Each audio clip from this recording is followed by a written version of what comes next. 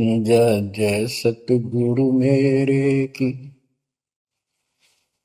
जय जय सतगुरु मेरे की।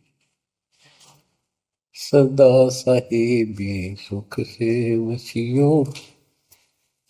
सतलोक के डेरे की। जय जय सतगुरु मेरे की। जय जय सतगुरु मेरे की। सदा साहिबी सुख से वसियो। उस अमरपुरी के डेरे की।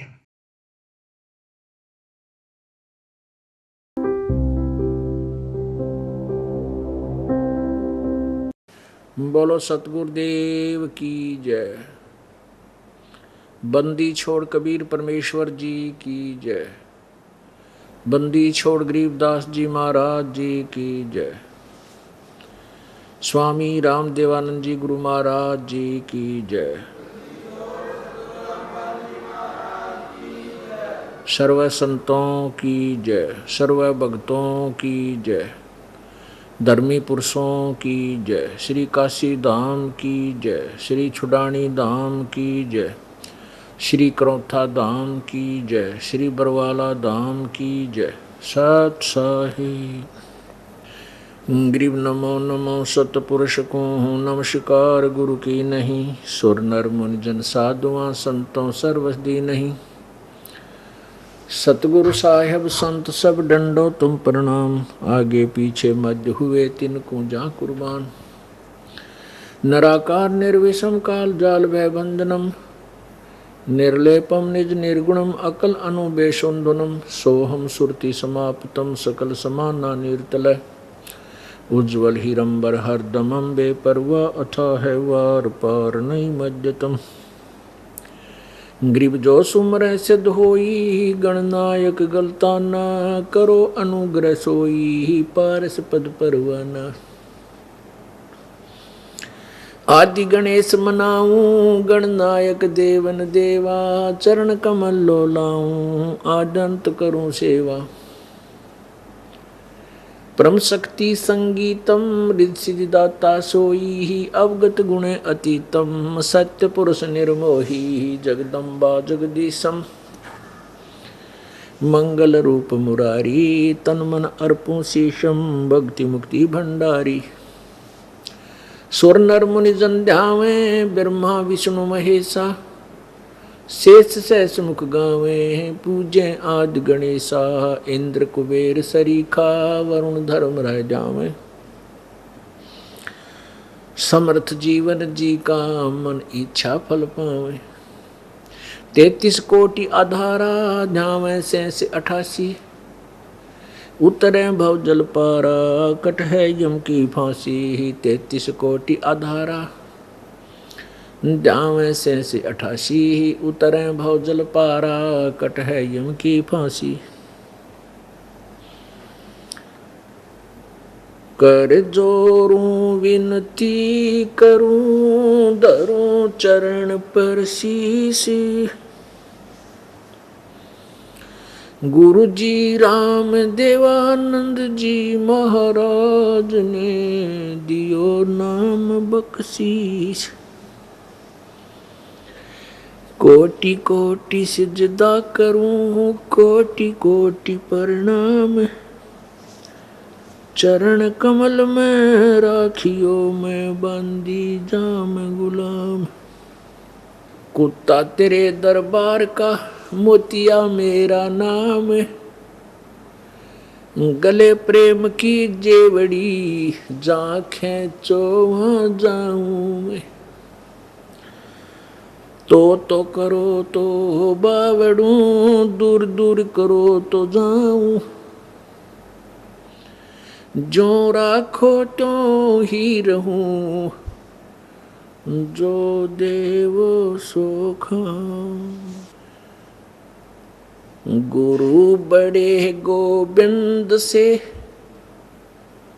मन में देख विचार।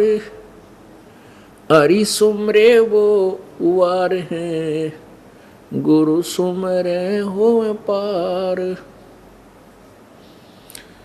सात द्वीप नौ खंड में गुरु से बड़ा ना कोई, करता करे न कर सके, गुरु करे सो होवे। राम कृष्ण से कौन बड़ो, उन्हों भी गुरु कीन, तीन लोक के वे धनी, गुरु आग अधीन।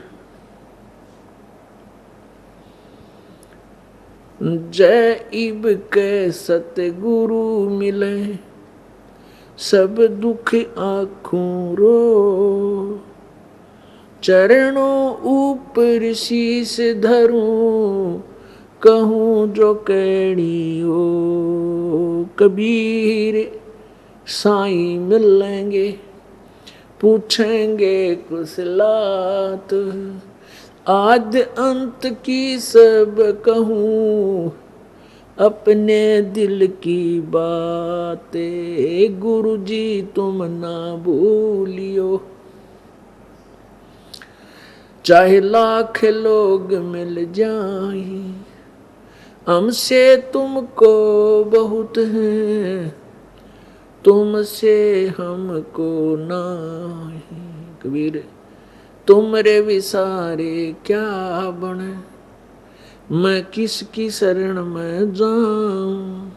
शिव ब्रंच मुनि नारदा, इनके हृदय न समाऊं।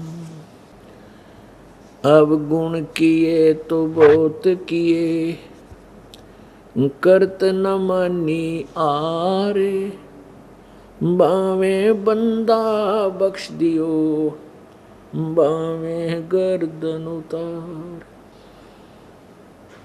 अब गुण किए तो बहुत किए, करत न मानी आरे, बावे बंदा बख्श दियो, बावे गर्दन उतार। अब गुण मेरे बाप जी, बख्शो गरीब नवाजे, जो मैं पूत कपूत हूँ, बोड़ पिता को लाज। मैं अपराधी जन्म का, नक सिख बरे विकार, तुम दाता दुख भंजना, मेरी करो संभार। राम नाम रटते रहो, राम नाम रटते रहो, जब तक घट में प्राणे, कब हो तो दीन दयाल के, भनक पड़ेगी कान। कबीर लूट सको तो लूटियो, राम नाम की लूटी, पीछे फिर पछताओगे, प्राण जाएंगे छूट। नहीं भरोसा देह का, विनस जावे छन माही, श्वास उश्वास में नाम जपो हो, और यतन कछु नाही। श्वास उश्वास में नाम जपो, व्यर्थ श्वास मत खो, ना जाने इसे श्वास को हो, आवण हो के न हो। वो पृथ्वी पति चकवे गए, जिनके चक्र चलंते, रावण सरीखे कौन गिने, ऐसे गए अनंत। सर्व सोने की लंका होती, रावण से रणधीरम, एक पलक में राज विराजी, वो जम के पड़े जंजीरम। मन तू सुख के सागर बस रे, भाई और न ऐसा यस रे। मन तू सुख के सागर बस रे, भाई और न ऐसा यस रे। परमपिता परमात्मा सर्व सृष्टि रचनहार कुल मालिक कबीर देव कबीर प्रभु अल्लाह कबीर अल्लाह अकबीर हक्का कबीर गॉड कबीर, ये वही परमेश्वर है जिसने सर्व ब्रह्मांडों की रचना की और जिसने सर्व जगत की उत्पत्ति की। ये वही परमात्मा है जो आज से लगभग 600 वर्ष पूर्व बनारस में भारतवर्ष की पवित्र भूमि पर एक शिशु रूप धारण करके सन 1398 संवत 1455 में एक कमल के फूल पर लहर तारा तालाब में शिशु रूप धारण करके प्रकट हुए थे। और उस लीला में शरीर में जब वो बड़े हुए तो जुलाहे का कार्य करते थे, जिस कारण से वो धानक जाति से धानक जुलाहा कहलाए। वो परमात्मा हम सभी पुण्यात्माओं के, सभी आत्माओं के, चाहे आज कोई चींटी बना है, हाथी बना है, पशु पक्षी, जल के जीव जंतु बने हैं, राजा बना है, देव बने हैं, महादेव बने हैं, ब्रह्मा विष्णु महेश बने हैं, इन सभी आत्माओं के वो कुल मालिक हैं, वो हमारे परम पिता हैं।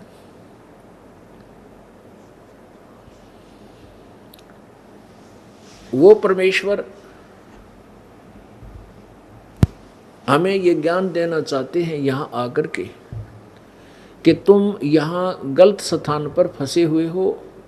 ये काल भगवान की कैद है, जेल है, और तुम इसको जेल नहीं मान रहे हो। तुम इसको अपना निज स्थान मान करके यहीं पर आपसी द्वेष करके, एक दूसरे से झगड़ा आदि करके, और केवल यहाँ की भौतिक सुविधा को प्राप्त करने के लिए अपना जीवन व्यर्थ करके काल के इस कैद में ही, इस जाल में ही फंसे रह जाते हो। तुम यहाँ के रहने वाले नहीं हो, ये तुम्हारा ठीक ठिकाना नहीं है, वास्तविक स्थान नहीं है। आप सभी सतलोक से आए हो, और वो सतलोक वो सुख सागर है,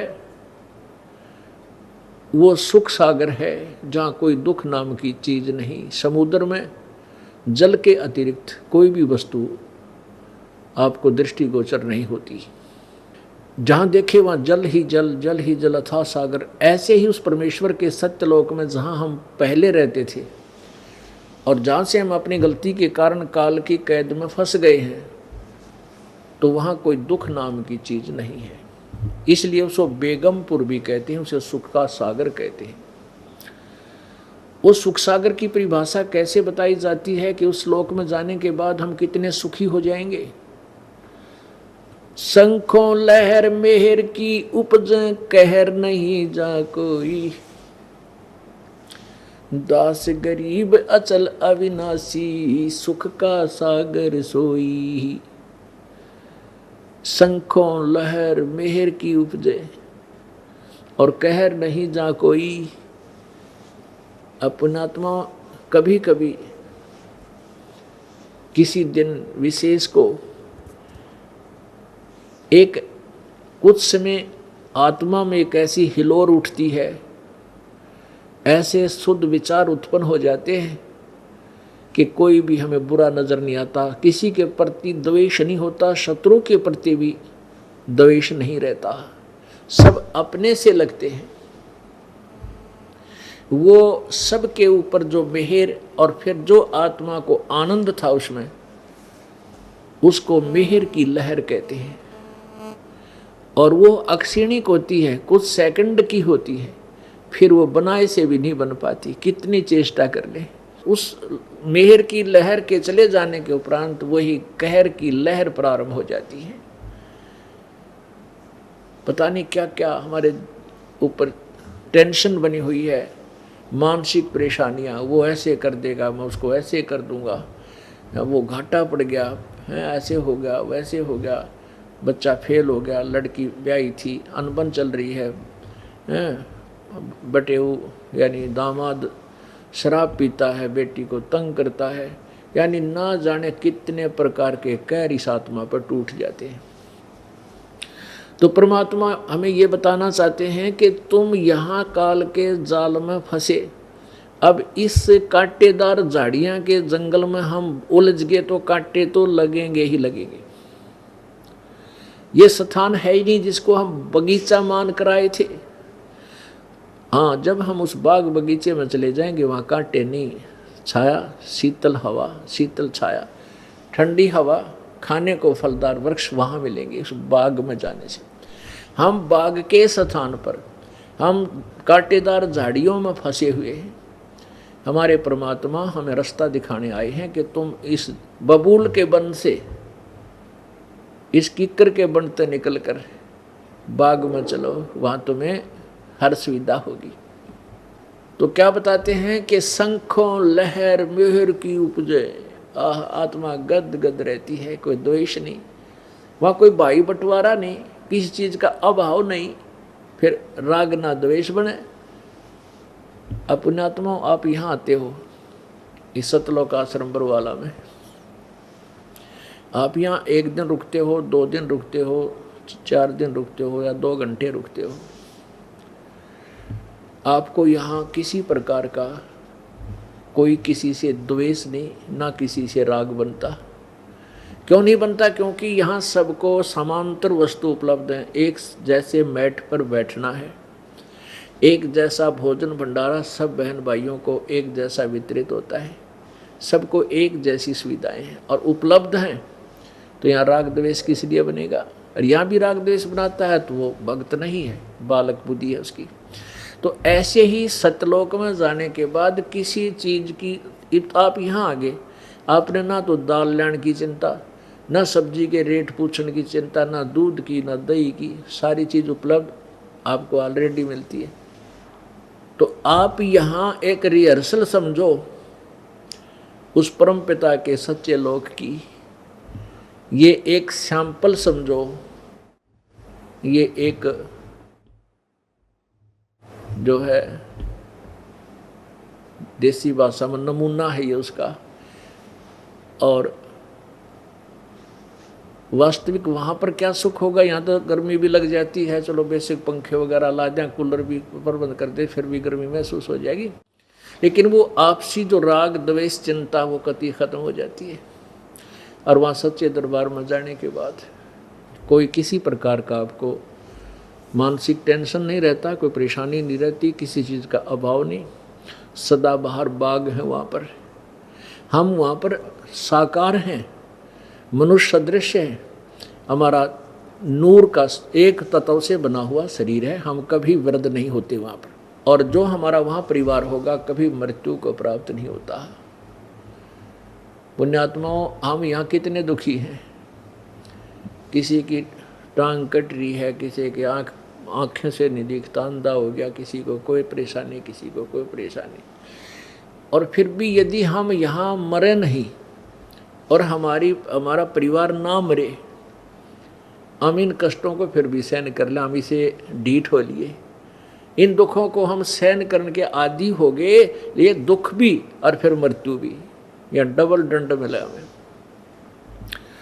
डबल दंड मिल रहा है। तो पुण्यात्माओं, सतलोक में जाने के बाद यहाँ तो मृत्यु होगी ही होगी, ये तो डेफिनेट है, यहाँ तो आप रह नहीं सकते, चाहे यार कितने सतर्क रह लो और कितने यहाँ पर जो है ना चिपक लो इनके अपनी संपत्ति और संतान का, नहीं रह सकते। तो यहाँ से जाना है, तो जाना ही है, तो क्यों ना ऐसे स्थान पर जाऊँ फिर कभी मृत्यु ना हो, दोबारा ये ब्रान माटी फेर ना हो, तो उसकी तैयारी भी कर लें। अपने संसारिक कार्य करते करते उस प्रभु को भी याद रखें, उसको कैसे याद रखना है, उसकी विधि क्या है, वो हमें प्रॉपरली नहीं मिली, वास्तविक नहीं मिली, जिस कारण से ऋषि मुनि महात्मा भक्तजन श्रद्धालु साधना भी करते रहे, अपने शरीर को समर्पण भी कर दिया, हजारों वर्ष बैठे रहे, डीमक चढ़ गई, लेकिन मालिक प्राप्ति के लिए उन्होंने प्रयत्न छोड़ा नहीं। लेकिन उनकी वे ऑफ वर्शिप, उनकी पूजा की विधि परमात्मा पाने की नहीं थी, क्योंकि वो शास्त्र विधि त्याग कर मनमाना आचरण था, जिससे कोई लाभ होने वाला नहीं था। जैसे प्रमाण के लिए पवित्र श्रीमद् भगवत गीता अध्याय नंबर 16 के श्लोक नंबर 23 में कहा है कि शास्त्र विधि को त्याग कर जो मनमाना आचरण, अपनी मनमानी पूजाएं साधनाएं करता है, उसको न तो कोई सुख होता है और न उसकी कोई गति होती है, और न ही उसको किसी प्रकार का कोई, न उसका मोक्ष होता है, न उसका कार्य सिद्ध होता है, और न ही उसकी गति होती है, कोई सुख नहीं होता, अर्थात यूजलेस, कति व्यर्थ। तो उस साधना के करने का क्या लाभ जिस जो कति व्यर्थ है। तो हमने परमात्मा पाने के लिए वही साधना करनी होगी जो वास्तविक है। तो परमात्मा क्या बताते हैं, उस सत्य साधना को करके शास्त्र विधि अनुसार पूजा साधना करके आप सतलोक चलिए।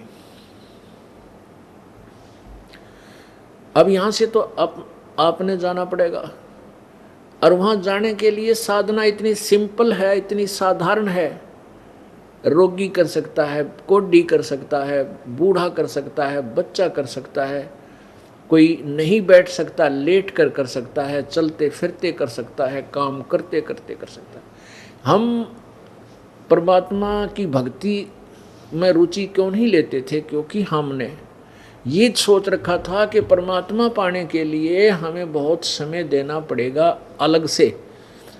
जैसे समाधिस्थ साधु संत फकीर महर्षि हमने देखे ऐसे करके साधना लगाए बैठे रहते हैं, समाधि लगा कर बैठे रहते हैं, घर त्याग जाते हैं, जंगल में चले जाते हैं, वन में चले जाते हैं, खड़े होकर तप करते हैं। कोई बर्फ में तप करता है, कोई जल में खड़ा होकर तप करता है, कोई धूने लगा कर चारों तरफ अग्नि जलाकर तप करता। तो हम यूँ सोचा करते भाई ये तपस्या, ये साधना भगवान पाने वाली हमसे नहीं बन सकती, हम गृहस्थी हैं, हम नहीं कर सकते, ये साधु संत फकीरों का ही काम होगा, ये करते रहेंगे। हम तो उनकी सेवा पानी कर देते थे।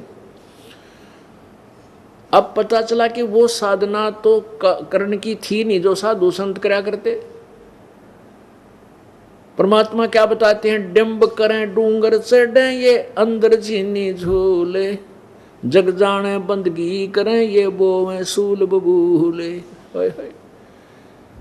डम्ब करें, दम्ब माने लोग दिखावा, ढोंग करते हैं, ये ऊंचे स्थान पर बैठ जाते हैं ताकि दूर तक मैं दिखाई दूं मैं क्या कर रहा हूं, ताकि मेरे से आकर्षित हो, मेरे पास आवें, मेरी महिमा बन जाए।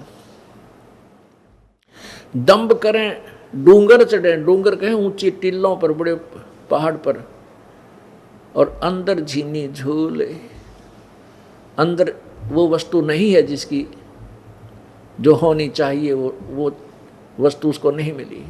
और दुनिया भक्तजन जग जाने बंदगी करे, जनता सोचे ये भक्ति करता है, यो बोवे सूल बबूले। शास्त्र विरुद्ध साधना करके इंसान तप से क्या बनता है, राजा बनता है, और राजा बन करके वो फिर कोरे अन्याय करता है, पाप करता है, बहुत जो है पाप इकट्ठे कर लेता है। तब से राज में बदमानम, और जन्म तीसरे शुक्र सवानम। ओहो, तपेश्वरी सो राजेश्वरी, राजेश्वरी सो नरकेश्वरी। जो जितना अधिक तप कर रहा है उसने उतना ही अधिक समय तक उसको राज्य प्राप्त होगा, और उतने ही अधिक समय तक फिर वो नरक में रहेगा। जो अधिक समय राज्य करेगा उतना ही अधिक समय उसका नरक का बनेगा। पुण्यात्माओं, ये परमात्मा की वाणी है, विधान है, उन्हीं के द्वारा बताया हुआ। ये असत्य नहीं हो सकता। हम ना माने वो हमारी अपनी सूझबूझ है, अपनी सोच है। अब जैसे कोई कानून को नहीं मानता है, ना माने, लेकिन जिस दिन वो कानून के चक्कर में आएगा उस दिन पता लग जाएगा ये कानून जो खंड कर दिया। जब तक वो कानून नहीं तोड़ रहा है और वैसे कह रहा है, जिस दिन तोड़ देगा उस दिन कानून का पता लग जाएगा। ऐसे ही जो परमात्मा की गलत साधनाएं कर रहे हैं, ये बाद में बहुत पश्चाताप करते हैं, बहुत रोते हैं, फिर कुछ नहीं बन पाता। उसमें परमात्मा कहते हैं, आछे दिन पाछे गए और गुरु से किया ना हेत, अब पछतावा के करे चिड़िया चुगी खेत। तो अब समय है, मानो शरीर है, आप में बुद्धि दी है परमात्मा ने, आप जी इस दास के द्वारा दिए गए विचारों को सदग्रंथों से मेल कर सकते हैं।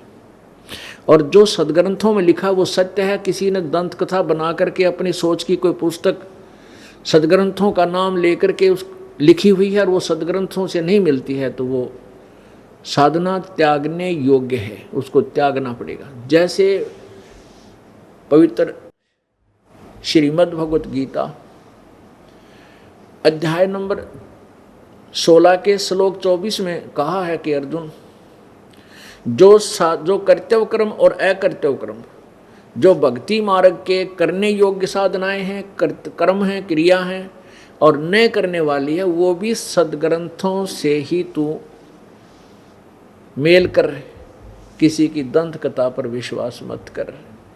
तो पुण्यात्माओं, अब हम शिक्षित हैं, सदग्रंथ अपने पास है, और जैसा भी उन संस्कृत के ज्ञाताओं ने ज्ञान था, उन्होंने कुछ अनुवाद भी कर रखा है। अब उस अनुवाद के उनके द्वारा किए हुए अनुवाद में बहुत ढेर सारी त्रुटियां भी हैं, उसके पश्चात भी सच्चाई ऊपर है। क्योंकि कहते हैं चोर चुरावे तुंबड़ी और गड्ढे पानी में, वो गड्ढे हुआ ऊपर आवे न, सच्चाई छनी ना। अब तुम्बा होता है एक घिया का, देखिए वो गोल गोल, उससे बड़ा होता है पेठे जितना, सीताफल जितना एक तुम्बा एक फल होता है, वो अंदर से थोथा हो जाता है। और उसको कहते हैं किसी ने किसी की तुम्बड़ी चुरा ली, वह तुम्बा, और उसको पानी में छुपाने लग गया, नीचे गाड़ का आवा जमीन में, और वो ऊपर आवे इतना वह साथ ही ऊपर आ जावे, वह नीचे नहीं रुक पा रही, पानी में छुपाने की चेष्टा कर रहा उसको, और उसका स्वभाव है वो फ्लोटिंग है, वो पानी में नीचे नहीं रह सकती। ऐसे ही कहते हैं अज्ञानी ऋषियों, संतों, गुरुओं ने सदग्रंथों में लिखे हुए सत्य को अपनी अनजान सोच के आधार से घुमा फिराकर उसको खराब करना चाहा, मिटाना चाहा, छुपाना चाहा, लेकिन फिर भी वो छुपा नहीं सके। कितने अक्षरों को गलत अनुवाद करें, कहीं ना कहीं उन्होंने सच्चाई को लिखना पड़ा। तो ऐसे ही परमात्मा कहते हैं चोर चुराई तुंबड़ी, वो चोर थे जिन्होंने सदग्रंथों का ज्ञान नहीं था, और विद्वान पाए कि गया अपने आप को मैं ऋषि को वहाँ थे, गुरु को कहलाते थे, वो परमात्मा के चोर थे। तो उन्होंने तुंबड़ी यानी सत्य ज्ञान को दबाने की चेष्टा की,